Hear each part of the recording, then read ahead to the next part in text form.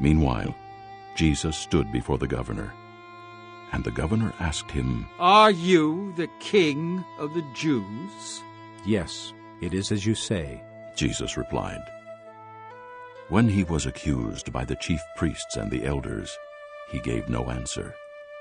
Then Pilate asked him, "Don't you hear the testimony they are bringing against you?"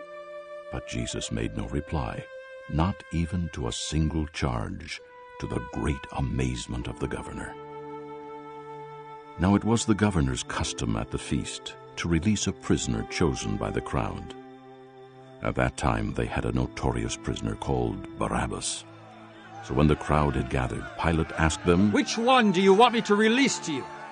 Barabbas or Jesus, who is called Christ?"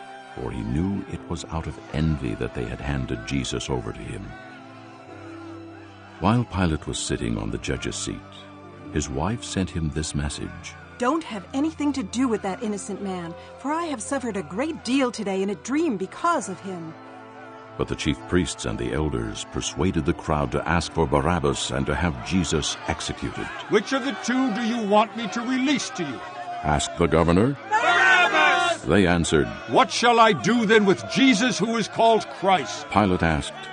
They all answered, "Crucify him!" "Why? What crime has he committed?" asked Pilate. But they shouted all the louder, "Crucify him!" When Pilate saw that he was getting nowhere, but that instead an uproar was starting, he took water and washed his hands in front of the crowd. "I am innocent of this man's blood," he said. "It is your responsibility." All the people answered, "Let his blood be on us!" "And on our children!" Then he released Barabbas to them. But he had Jesus flogged and handed him over to be crucified. Then the governor's soldiers took Jesus into the praetorium and gathered the whole company of soldiers around him. They stripped him and put a scarlet robe on him, and they twisted together a crown of thorns and set it on his head. They put a staff in his right hand and knelt in front of him and mocked him. "Hail, King of the Jews!" they said. They spit on him and took the staff and struck him on the head again and again. After they had mocked him, they took off the robe and put his own clothes on him. Then they led him away to crucify him. As they were going out, they met a man from Cyrene named Simon, and they forced him to carry the cross. They came to a place called Golgotha, which means the place of the skull. There they offered Jesus wine to drink, mixed with gall, but after tasting it, he refused to drink it. When they had crucified him, they divided up his clothes by casting lots, and sitting down they kept watch over him there. Above his head they placed the written charge against him, "This is Jesus, the King of the Jews." 2 robbers were crucified with him, one on his right and one on his left. Those who passed by hurled insults at him, shaking their heads and saying, "You who are going to destroy the temple and build it in 3 days, save yourself! Come down from the cross if you are the Son of God." In the same way, the chief priests, the teachers of the law, and the elders mocked him. He saved others, They said, but he can't save himself. He's the King of Israel. Let him come down now from the cross, and we will believe in him. He trusts in God. Let God rescue him now if he wants him, for he said, "I am the Son of God." In the same way, the robbers who were crucified with him also heaped insults on him. From the 6th hour until the 9th hour, darkness came over all the land. About the 9th hour, Jesus cried out in a loud voice, Eloi, Eloi, lama sabachthani, which means, my God, why have you forsaken me? When some of those standing there heard this, they said, He's calling Elijah. Immediately, one of them ran and got a sponge. He filled it with wine vinegar, put it on a stick, and offered it to Jesus to drink. The rest said, Now leave him alone. Let's see if Elijah comes to save him. And when Jesus had cried out again in a loud voice, he gave up his spirit. At that moment, the curtain of the temple was torn in two from top to bottom. The earth shook and the rocks split. The tombs broke open, and the bodies of many holy people who had died were raised to life. They came out of the tombs, and after Jesus' resurrection, they went into the holy city and appeared to many people. When the centurion and those with him who were guarding Jesus saw the earthquake and all that had happened, they were terrified and exclaimed, Surely he was the Son of God. Many women were there watching from a distance. They had followed Jesus from Galilee to care for his needs. Among them were Mary Magdalene, Mary the mother of James and Joses, and the mother of Zebedee's sons. As evening approached, there came a rich man from Arimathea named Joseph, who had himself become a disciple of Jesus. Going to Pilate, he asked for Jesus' body, and Pilate ordered that it be given to him. Joseph took the body, wrapped it in a clean linen cloth, and placed it in his own new tomb that he had cut out of the rock. He rolled a big stone in front of the entrance to the tomb and went away. Then the Jews led Jesus from Caiaphas to the palace of the Roman governor. By now it was early morning, and to avoid ceremonial uncleanness, the Jews did not enter the palace. They wanted to be able to eat the Passover. So Pilate came out to them and asked, What charges are you bringing against this man? If he were not a criminal, they replied, we would not have handed him over to you. Pilate said, Take him yourselves and judge him by your own law. But we have no right to execute anyone. The Jews objected.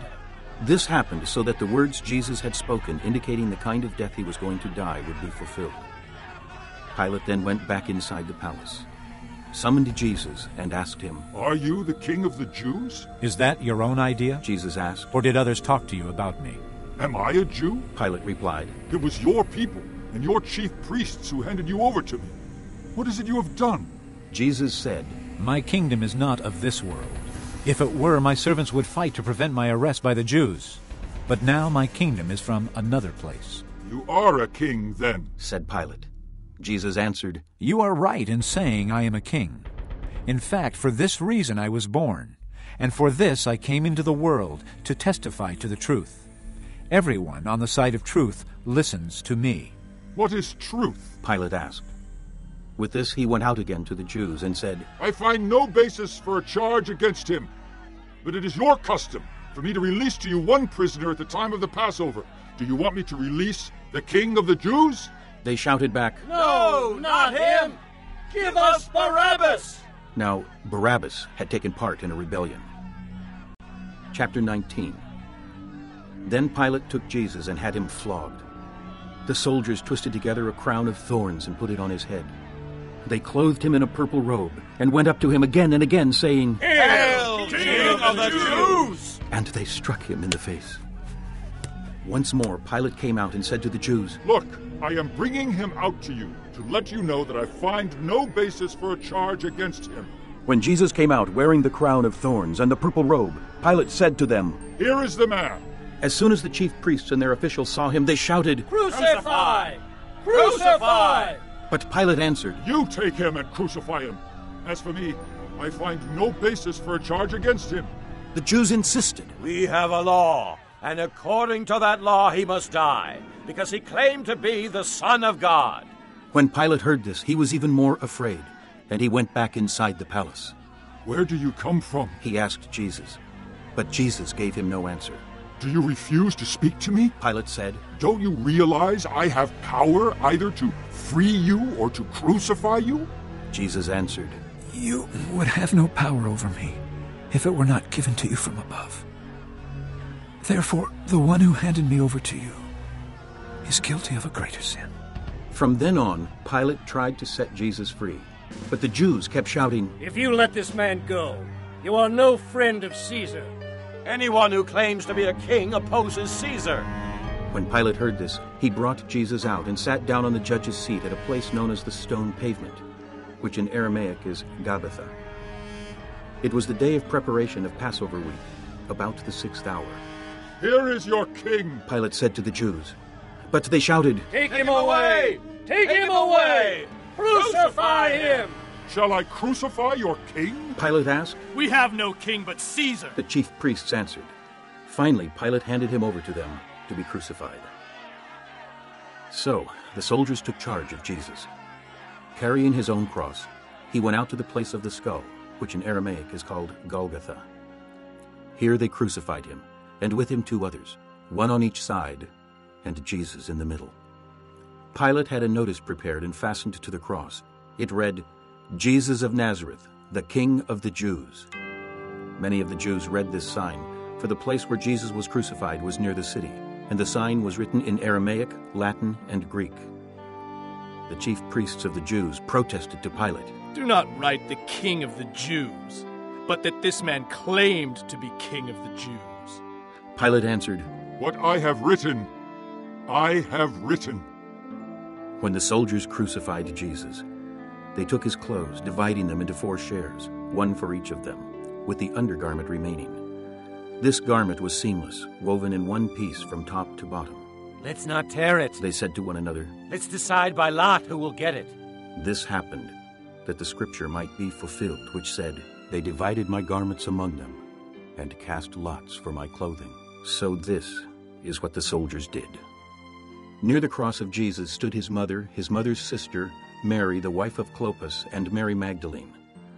When Jesus saw his mother there, and the disciple whom he loved standing nearby, he said to his mother, "Dear woman, here is your son." And to the disciple, "Here is your mother." From that time on, this disciple took her into his home. Later, knowing that all was now completed, and so that the scripture would be fulfilled, Jesus said, "I am thirsty." A jar of wine vinegar was there. So they soaked a sponge in it, put the sponge on a stalk of the hyssop plant, and lifted it to Jesus' lips. When he had received the drink, Jesus said, "It is finished." With that, he bowed his head and gave up his spirit. Now, it was the day of preparation, and the next day was to be a special Sabbath. Because the Jews did not want the bodies left on the crosses during the Sabbath, they asked Pilate to have the legs broken and the bodies taken down. The soldiers therefore came and broke the legs of the first man who had been crucified with Jesus, and then those of the other. But when they came to Jesus and found that he was already dead, they did not break his legs. Instead, one of the soldiers pierced Jesus' side with a spear, bringing a sudden flow of blood and water. The man who saw it has given testimony, and his testimony is true. He knows that he tells the truth, and he testifies so that you also may believe. These things happened so that the scripture would be fulfilled. Not one of his bones will be broken. And as another scripture says, they will look on the one they have pierced. Later, Joseph of Arimathea asked Pilate for the body of Jesus. Now, Joseph was a disciple of Jesus, but secretly, because he feared the Jews. With Pilate's permission, he came and took the body away. He was accompanied by Nicodemus, the man who earlier had visited Jesus at night. Nicodemus brought a mixture of myrrh and aloes, about 75 pounds. Taking Jesus' body, the 2 of them wrapped it with the spices in strips of linen. This was in accordance with Jewish burial customs. At the place where Jesus was crucified, there was a garden, and in the garden a new tomb, in which no one had ever been laid. Because it was the Jewish day of preparation, and since the tomb was nearby, they laid Jesus there.